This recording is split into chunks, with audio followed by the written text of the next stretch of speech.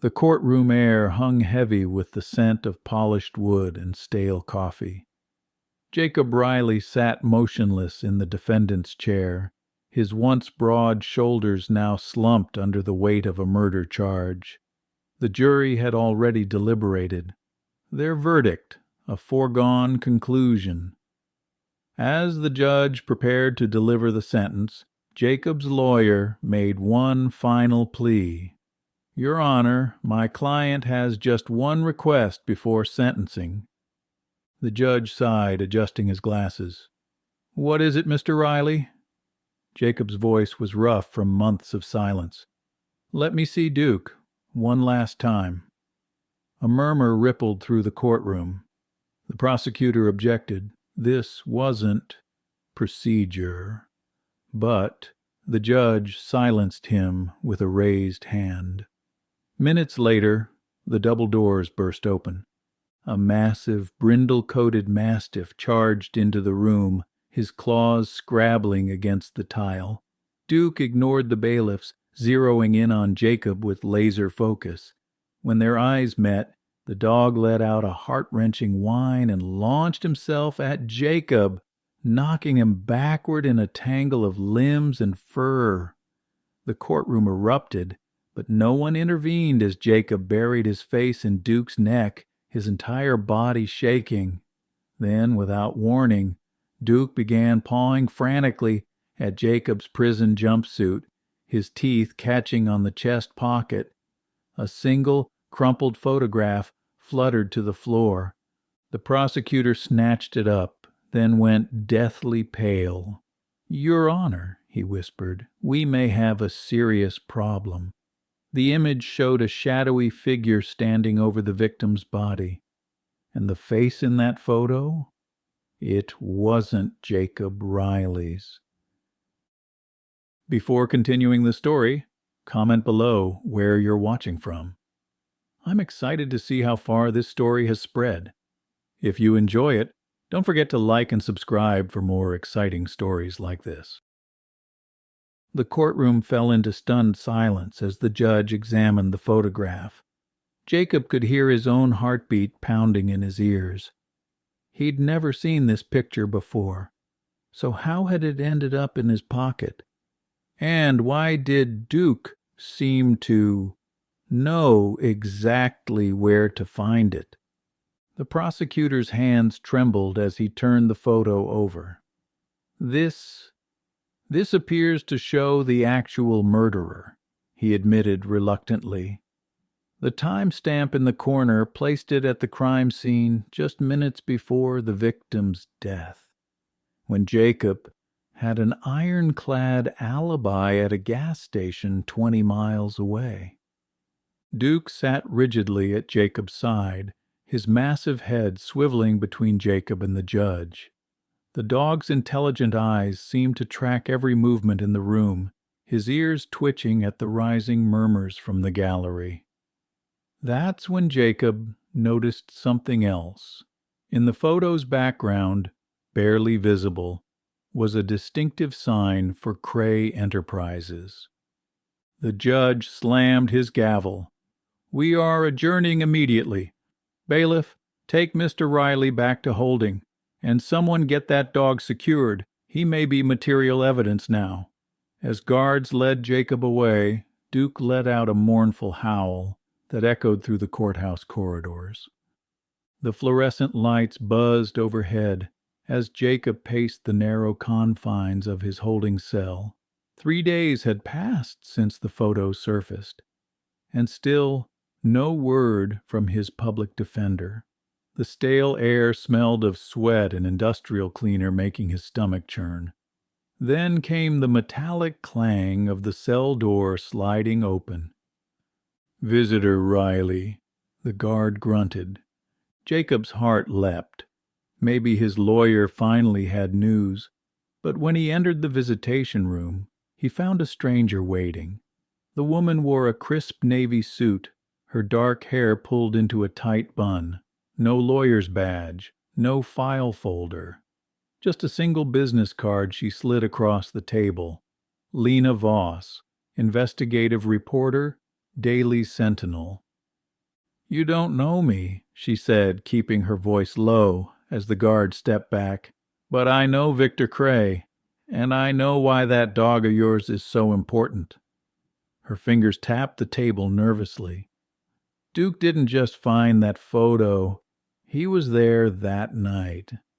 Cray's been using his private security firm to eliminate whistleblowers for years. Your dog was one of their training tools." Jacob's hands clenched into fists. Suddenly Duke's scars made terrible sense. The notched ear, the burn marks along his ribs. Lena leaned closer. They thought they'd put Duke down after he attacked a handler. When he escaped, they needed a patsy to tie up loose ends. That's where you came in. The guard coughed pointedly. Time was up. As Lena stood, she slipped Jacob a folded note. "Memorize this address. If they move Duke, that's where they'll take him." Her eyes locked onto his. "And Jacob? They won't let a witness, even a canine one, walk out of this alive." The fluorescent lights flickered ominously as Jacob sat on his bunk, Lena's note burning a hole in his palm. He unfolded it carefully, revealing an address scribbled in hasty handwriting. 17 Old Mill Road, abandoned slaughterhouse. His blood ran cold. He knew that place. It bordered the industrial park where he'd worked before his arrest. At 2:17 a.m., a metallic screech echoed through the cell block as someone tampered with the security cameras. Jacob bolted upright as keys jingled outside his cell. The door swung open to reveal Officer Ruiz, the night guard who always slipped Duke extra treats during visitation. "We got about 90 seconds, Ruiz whispered, tossing Jacob a janitor's uniform.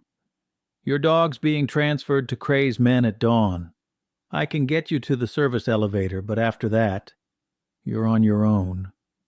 Jacob's hands shook as he changed. "Why are you helping me?"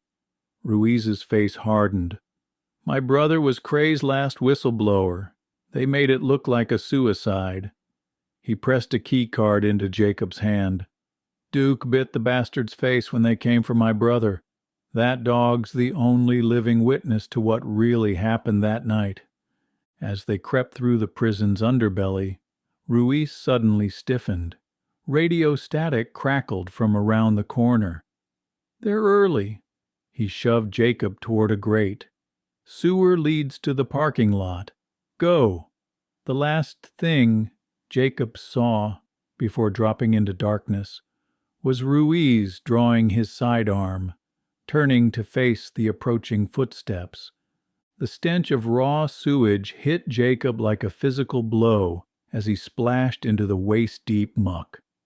Above him, the grate clanged shut just as raised voices and the unmistakable sound of a scuffle erupted in the corridor. He forced himself to move, each step sending ripples through the rancid water. The beam from Ruiz's emergency flashlight danced erratically across the tunnel walls, revealing decades of graffiti and the occasional glint of rats' eyes. After what felt like hours of wading through darkness, Jacob spotted a rusted ladder leading upward. His muscles screamed as he climbed, the metal groaning under his weight. The manhole cover refused to budge at first, then gave way with a shower of dirt and leaves. He emerged behind a dumpster in the prison parking lot, just as the first streaks of dawn painted the sky. A police radio crackled nearby. Jacob froze, pressing himself against the dumpster as two guards walked past, arguing about the bullshit lockdown. When their voices faded, he risked a glance at Lena's note still clutched in his bleeding hand. 17 Old Mill Road, 8 miles northeast. The first drops of rain began to fall as Jacob stole a bike leaning against a guard's truck. He pedaled blindly through the storm, Ruiz's last words echoing in his mind. Duke had seen a murder, had fought back, and now Jacob was the only one left who could keep the dog and the truth alive. Somewhere ahead, in that abandoned slaughterhouse, Cray's men were waiting, and so was Duke. The abandoned slaughterhouse loomed ahead, its broken windows like hollow eyes watching Jacob approach. Rain sheeted off the rusted metal roof, the sound masking his footsteps as he crept toward a side entrance. The door hung crooked on its hinges, the wood swollen from years of neglect. Inside, the air was thick with the scent of mildew and something fouler. Old blood, maybe, or the rot of something more recent. Jacob moved silently through the shadows, his pulse hammering in his throat. Then he heard it, a low, pained whine from deeper in the building. Duke. He followed the sound to a large, empty holding pen, its floor stained dark. Duke was chained to a metal post, his muzzle clamped shut with a leather strap. His ribs heaved with panicked breaths, and fresh bruises mottled his fur. At the sight of Jacob, the dog thrashed against his restraints, his eyes wild with recognition. Before Jacob could move, a voice cut through the darkness. "Took you long enough." A man stepped into the dim light, Cray's head of security, a hulking figure with a scar running down his cheek, the same scar, Jacob realized, that Duke had given him. The man smirked, raising a pistol. "Knew that mutt would bring you running." Jacob had 1 second to make a choice. He dove for Duke just as the gun fired. The gunshot echoed like a thunderclap in the cavernous slaughterhouse. Jacob felt the bullet graze his shoulder as he crashed into Duke, his fingers scrambling for the muzzle strap. The mastiff's eyes burned with feral intensity as the leather restraint snapped free. Cray's enforcer fired again. This time, Duke moved faster. 200 pounds of muscle and rage launched through the air. The gun went skittering across the concrete as man and dog hit the ground in a snarling tangle. Jacob scrambled for the weapon, his vision swimming from blood loss. He turned just in time to see Duke clamp his jaws around the enforcer's forearm, the same arm holding a gleaming hunting knife. Bone crunched. A shadow moved at the far doorway. Another gunman. Jacob raised the pistol with shaking hands and fired. The figure dropped. Silence. Duke released the unconscious enforcer, his muzzle slick with blood. The dog limped to Jacob's side, pressing his massive head against the bullet graze as if trying to staunch the wound. Somewhere outside, sirens wailed. Jacob forced himself upright. "We're not done yet," he rasped, fingers buried in Duke's fur. The real fight, the one against Cray himself, was just beginning. Duke's claws clicked against the concrete as he led Jacob through the slaughterhouse's back corridors, his nose working overtime.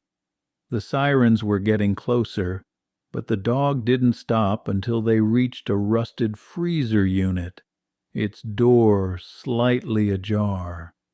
With a grunt, Jacob pried it open. Inside was a waterproof bag, wedged behind rotting meat hooks.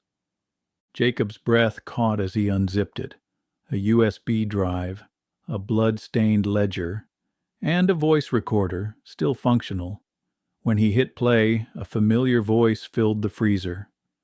"Clean up the mess at the warehouse, and put that damn dog down. He saw everything." Victor Cray's voice. Duke let out a low growl, his ears flattening. He remembered. Footsteps pounded outside. Too many to fight.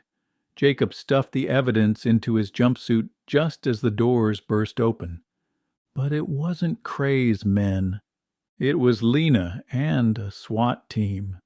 She grinned, panting. "You two just became star witnesses."